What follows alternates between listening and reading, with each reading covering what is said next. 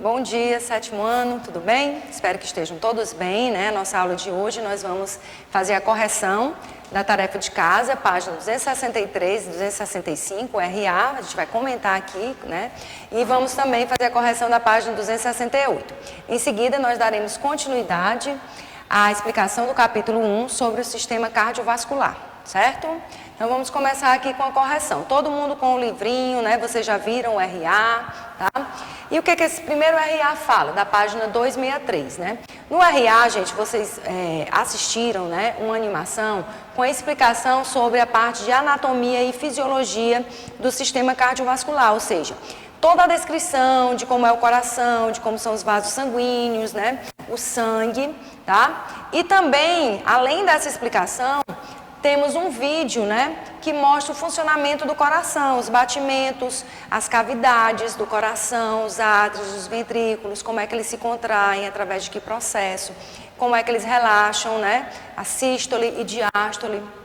Tá? Então, esse RA, né, quem não teve a oportunidade de assistir, por favor, assista, porque ele é muito explicativo, é muito importante, tá? O RA da página 263. Na página 265, que também foi um RA que eu pedi que vocês assistissem, né? É uma coisa também bem legal. Por quê? Porque ele mostra um jogo, né? Um jogo que fala sobre as características da pequena e da grande circulação. Então, nesse joguinho vão surgindo perguntas, né?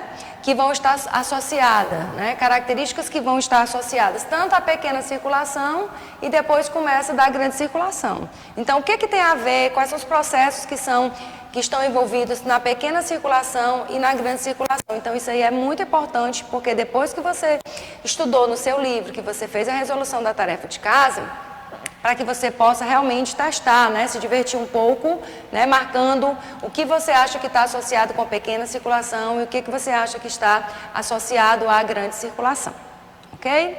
Agora vamos para a página 268, tá? Em consultas de rotina, é comum os médicos solicitarem aos pacientes um hemograma. Com certeza todos vocês já devem ter feito um hemograma, o seu pai ou a sua mãe, tá? Isto é, um exame de sangue, né, que geralmente é de rotina. O objetivo é fazer o diagnóstico de possíveis alterações fisiológicas no organismo, tá? Reúnam-se em grupos e busquem informações do que é proposto a seguir e anotem os resultados no caderno, tá? Então, se você tem um hemograma completo, né, um exame de sangue na sua casa, né, peça o seu pai ou sua mãe para tirar um xerox, tá?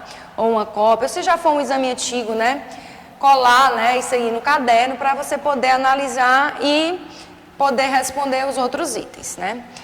No item B, nós temos o seguinte: a primeira parte do hemograma geralmente avalia a quantidade de hemácias e a concentração de hemoglobina, tá? Então, lá no exame de sangue, no hemograma, vai ter essa informação.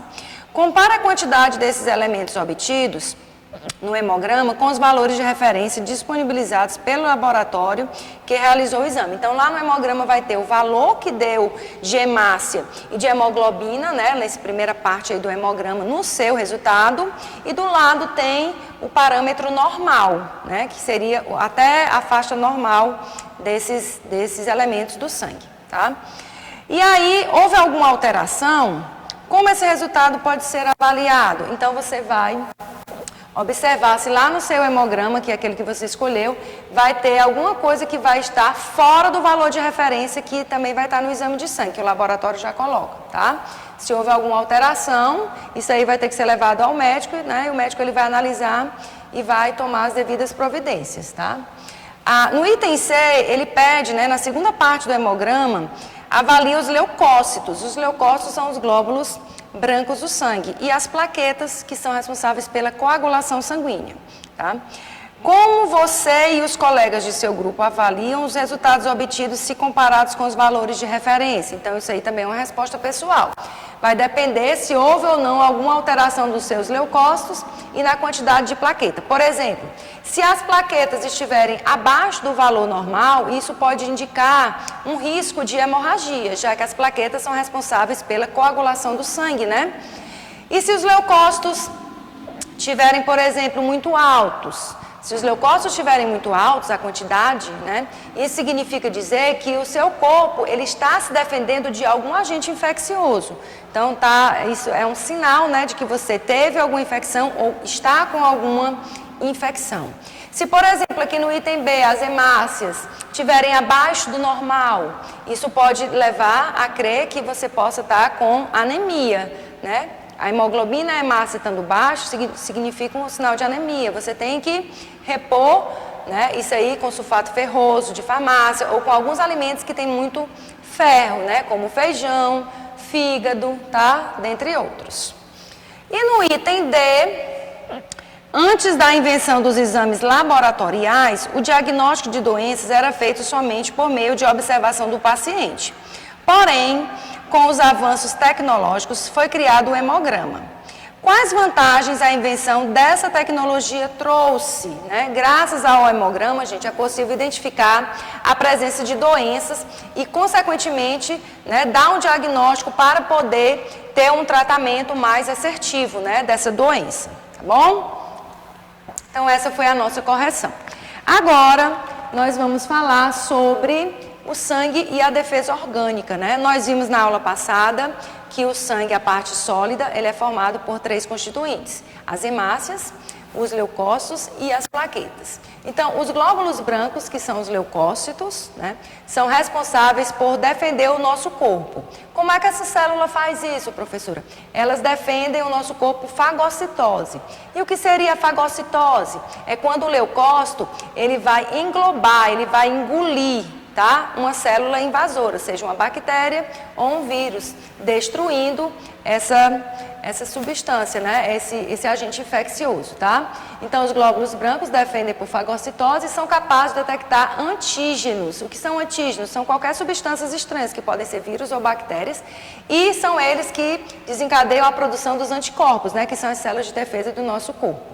Então, essa reação antígeno-anticorpo, né, entre a substância estranha e o anticorpo, que são as proteínas que são formadas na presença do antígeno, em alguns casos elas guardam a memória, né, a respeito do inimigo, ou seja, elas guardam como se fosse uma memória mesmo, né? Quando essa célula, quando o nosso corpo tiver contato com esse novo, né, com esse inimigo futuramente, se a gente já tiver tido contato com ele no passado, nós já vamos ter o quê? As defesas, os anticorpos já vão estar formados para combater aquele inimigo, seja ele um vírus, seja ele uma bactéria, por exemplo, tá? Então, em muitos casos, nós guardamos essa memória, em outros não, tá? Agora nós vamos falar, né, ainda de sangue, tá? Os tipos sanguíneos. Agora nós vamos mais para a parte de sangue, já vimos os elementos, né? E nós vamos aqui estudar, né? Você sabe o seu tipo sanguíneo? Será que é importante eu saber qual é o meu tipo sanguíneo? Certamente vocês já ouviram falar, né, do seu grupo sanguíneo, ou do seu pai, ou da sua mãe, né? Existem 4 tipos básicos de grupos sanguíneos, tá? Do sistema ABO. São os grupos sanguíneos A, B, AB e O, também chamado de 0, né? Karl Landster, em 1900, né, ele pesquisou as reações de problemas de transfusões sanguíneas que existiam nas pessoas. Ou seja, muitas vezes a pessoa precisava receber um sangue, né, e morriam porque recebiam aquela transfusão. E daí ele começou a fazer esse estudo. Será que tinha alguma coisa no sangue do doador com o do receptor que não era acessível, que não era, por exemplo, que não era legal, né, de ocorrer? Então, a transfusão sanguínea, é muito importante que se observe isso aqui: as hemácias do doador e o plasma do receptor. Essa reação aqui, gente, ela não pode aglutinar, ela não pode formar coágulos. Porque se ocorrer incompatibilidade entre as hemácias do doador e o plasma, né, que é a parte líquida do sangue do receptor, esse sangue ele vai formar coágulos, bolões, tá? E isso pode provocar, isso é que na verdade provocava a morte das pessoas antigamente, tá? Então é importante saber o tipo sanguíneo, porque se você fosse submeter a uma cirurgia, né, precisar de uma transfusão, né, essa informação, ela pode ser feita rapidamente na hora, mas se você já tiver, já vai acelerar aí esse processo, tá? Aqui nós temos, né, uma tabela, gente, como eu falei, existem 4 grupos sanguíneos, né, identificados no sistema ABO. O grupo sanguíneo A, o grupo sanguíneo B, o grupo sanguíneo AB e o grupo sanguíneo O ou 0, certo? Bom, aqui nós temos nessa vertical os 4 grupos de tipos de sangue, tá?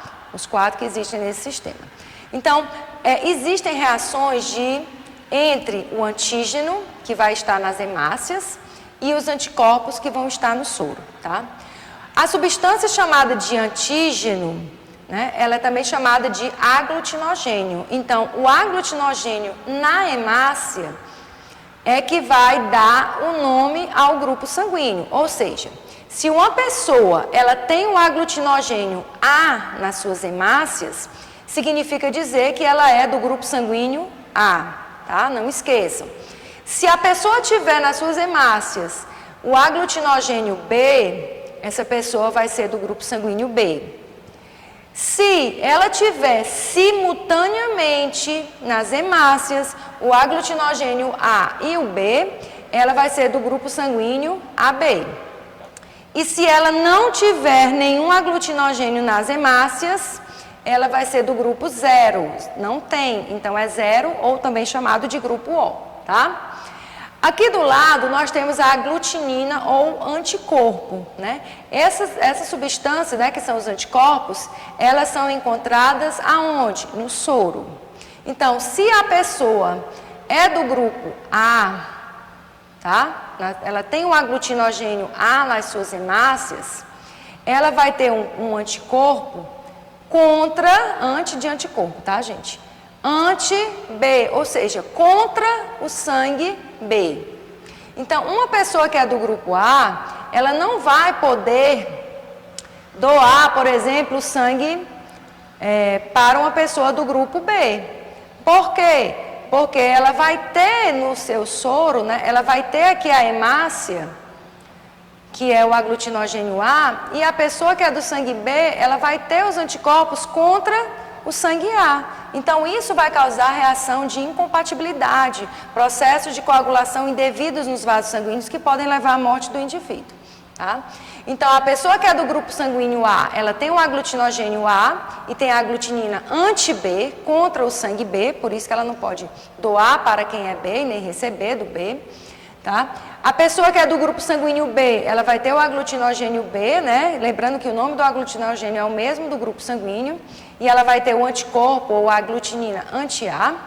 A pessoa que é do grupo AB, ela não vai ter o anticorpo no soro, certo? Não vai ter nem anti-A e nem anti-B, ela não tem, a gente vai já explicar isso aqui por quê. E a pessoa que é do grupo O, ela não vai ter o aglutinogênio na hemácia, mas ela vai ter o anticorpo, né? As aglutininas anti-A e anti-B simultaneamente. Então, aqui do outro lado, nós temos um esquema muito importante, tá, gente? Ele mostra quem pode doar para quem e quem pode receber de quem, né? Nos grupos sanguíneos. Veja bem, eu tenho aqui a pessoa do grupo sanguíneo A, aqui eu tenho uma pessoa do grupo sanguíneo O, aqui do lado do grupo B e aqui em cima do grupo AB. Observe que no grupo O, todas as setas estão saindo desse grupo O, tá? O grupo O aqui, ó. Como o grupo O, ele não tem o antígeno na hemácia, tá? E é o antígeno na hemácia que vai reagir, né, com o anticorpo do soro do paciente que vai receber o sangue. Então, como o grupo O ele não tem esse antígeno, ele pode doar para todos os grupos sanguíneos, ok? Então, quem é do grupo O? Doa para o A, doa para o AB e doa para o grupo B. E doa para ele mesmo. Então, vendo essas setinhas, a setinha aqui é porque ele pode doar também para quem é do grupo O, ok? Vocês observem que o grupo AB, ó, todas as setinhas estão chegando nele. Por quê? Porque o grupo AB, ele não tem anticorpos no seu plasma, tá? No soro, né? O soro é o plasma, tá? Para poder reagir com o sangue de quem ele está recebendo. Se ele não tem os anticorpos, ele pode receber de todos os grupos sanguíneos. Ele recebe do A, ele recebe do O, recebe do B e dele mesmo, que é o AB. Então, o grupo O doa para todos os grupos sanguíneos. Por quê? Porque ele não tem o antígeno nas hemácias, ele não tem o aglutinogênio, então ele é chamado de doador universal, tá?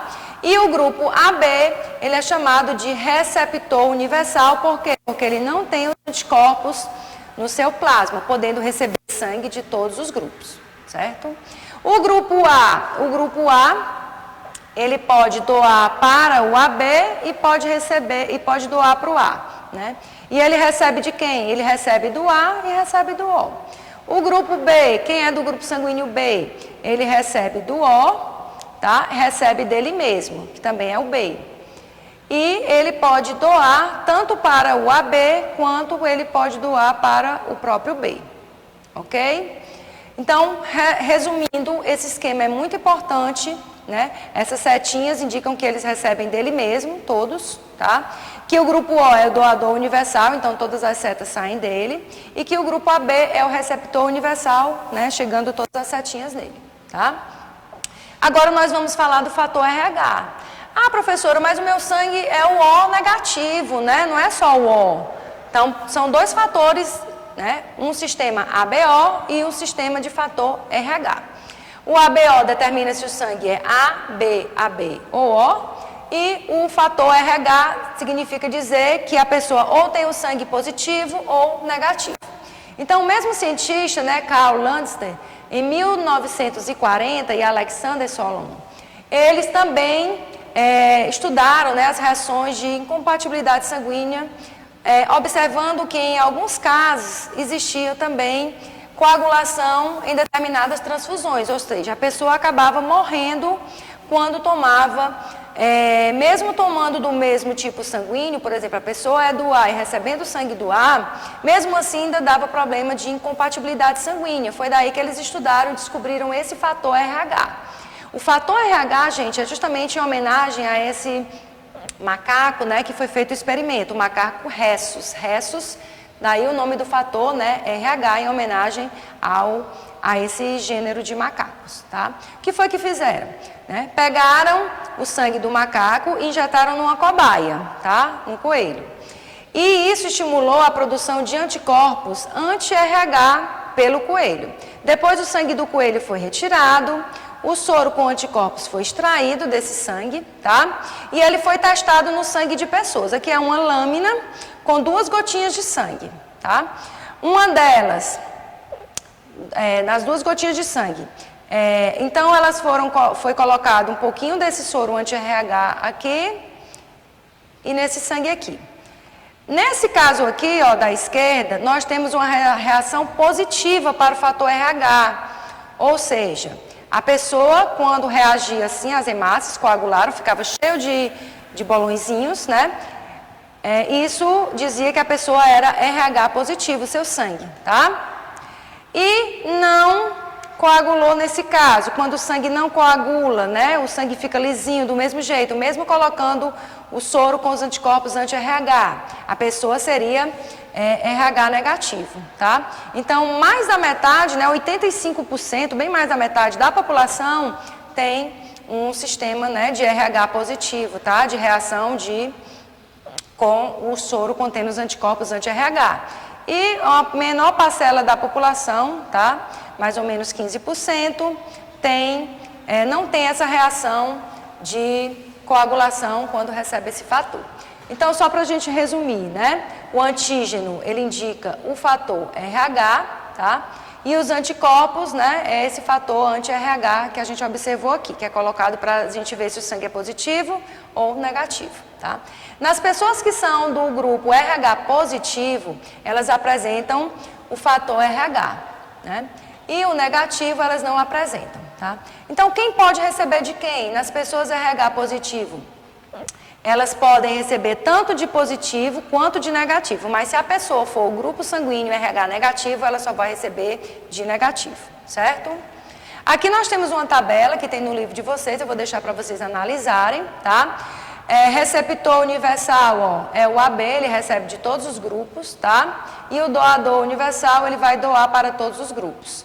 Observe e analisem direitinho no livro de vocês que negativo só recebe de negativo, tá? Negativo só recebe de negativo e positivo recebe tanto de negativo quanto de positivo. E para a gente concluir, nós temos uma doença conhecida como doença hemolítica do recém-nascido ou eritroblastose fetal. Quando é que isso acontece? Quando uma mulher, ou por transfusão sanguínea, tá? No passado, ou numa gestação de uma mulher que seja RH negativa e tenha um filho RH positivo. Na hora do parto, gente, na primeira gestação, quando a mulher vai ter o bebê, ocorre uma pequena passagem, né, das hemácias do bebê, que no caso seria RH positivo, para a mãe, que é negativa. Isso faz com que a mãe, ao longo do tempo, comece a formar o quê? Os anticorpos. Se essa mulher tiver uma segunda gestação, tá?